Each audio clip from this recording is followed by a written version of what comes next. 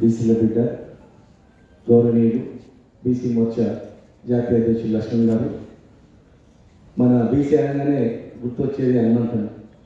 గౌరవనీయులు హనుమంతరావు మాజీ పార్లమెంట్ సభ్యులు, మండలి ఉప చైర్మన్ అయినటువంటి మా అన్న బండి ప్రకాష్ గారు, పెద్దలు గౌరవనీయులు జాతీయ బీసీ కమిషన్ మాజీ అధ్యక్షులు జస్టిస్ ఈశ్వరయ్య గారు, శ్రీనివాస్ గారు, మా చెల్లి ఇంద్రశోభన్ గారు, సాయి కుమార్ గారు, రాహుల్ గారు, గణేశారి గారు, బాలరాజు గౌడ్ గారు, విక్రమ్ గారు, శ్రీనివాస్ గారు, మా బీసీల గొంతుక రామలింగం గారు, శేఖర్ గారు, ఇక్కడ వచ్చే అందరికీ ముఖ్య నాయకులకు, మా మహిళా సోదరులకు ప్రతి ఒక్కరు కూడా పేరు పేరు నమస్కారం. ఈరోజు దేశవ్యాప్తంగా కూడా మనం జయంతి ఉత్సవాలు జరుపుకుంటాం. ప్రతిసారి జయంతి ఉత్సవాలు జరుపుకుంటున్నాం, మహాత్మా జ్యోతిబా ఫులే జయంతి ఉత్సవాలు జరుపుకుంటున్నాం. కానీ ఎంతమందిని వాళ్ళ ఆశయాల గురించి మనం పాట పడుతున్నాం అనేది ఆలోచిస్తాం. స్వాతంత్రం వచ్చి 80 సంవత్సరాలైనా ఈరోజు మన పరిస్థితి ఏంటి? 1848 వరకు కూడా ఒక స్కూల్ లేదు. ధనికులకు మాత్రమే ఇళ్ళ దగ్గర పోయి చదువు చెప్పేటోళ్ళు. అది కూడా పురాణాలు, పురోహితము రకరకాలు చెప్పి వచ్చేటోళ్ళు అంతే. ఇళ్ళ దగ్గర పోయి ధనికుల దగ్గర. ఇక మహిళలు అంటే చదివేలేదు. ఎవరైనా మహిళ చదువుతుందంటే చరిత్రలో ఉంది, జుట్టు పట్టుకొని మడి బలాలను తీసుకొని వచ్చి చెవులలో సీజన్ పోసేదాన్ని. అది చదవద్దు, అటు భయపడాలని. అలాంటి పరిస్థితులలో ఒక 8వ సంవత్సరంలో 12 ఏళ్ళ వయసున్నటువంటి ఇద్దరు, మహాత్మా ఫులే గారికి 12 సంవత్సరాలు అంటే ఆమెకు 8 సంవత్సరాలు.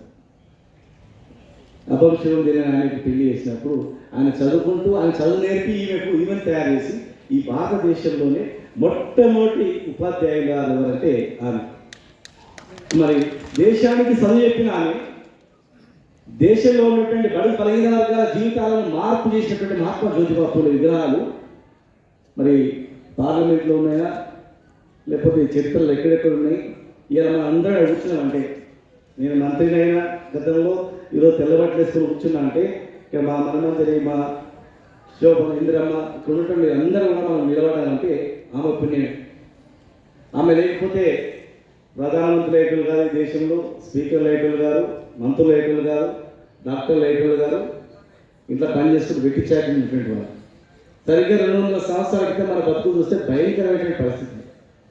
మరి మనం బాగుపడాలా? ఆడవాళ్ళు చదువుకుంటే ఇల్లంతా చదువు చెప్తుంది, అందరూ బాగుపడతారు, ఆడపిల్ల చదివితేనే ఈ దేశం బాగుపడుతుంది అని చెప్పి ఆమె ఎన్ని అవమానాలు పడుతుంది.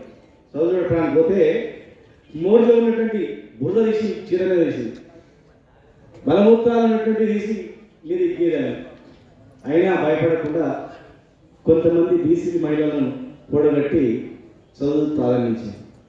ఇలా 80 కోట్ల మంది జనాభా మహిళలు ఈ భారతదేశంలో.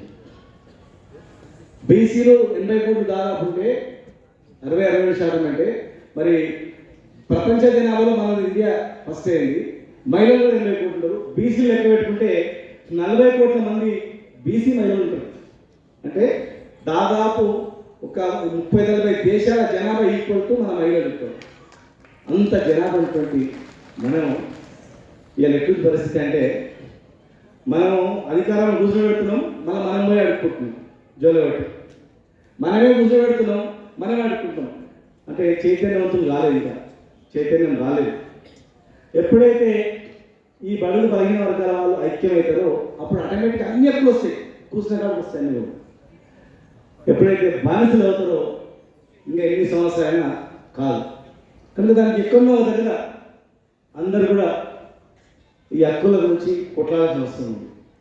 ఇప్పటి వరకు కూడా మనకు ఎంత జనాభా ఉంది, మన ఆర్థిక స్థితిగతులు ఏమున్నాయి, కనీసం సెన్సెస్లో కుక్కలకు, నక్కలకు, పురులకు, సింహాలకు ఎన్ని ఉన్నాయో లెక్క ఉంది. కానీ మనకు మాత్రం లెక్క లేదంటే వీళ్ళు లెక్క తెలిస్తే మన లెక్క తెలుస్తారు, మన పని పడతారు అని చెప్పి కనీసం ఆ సెన్సెస్లో కూడా తెలియజేసింది.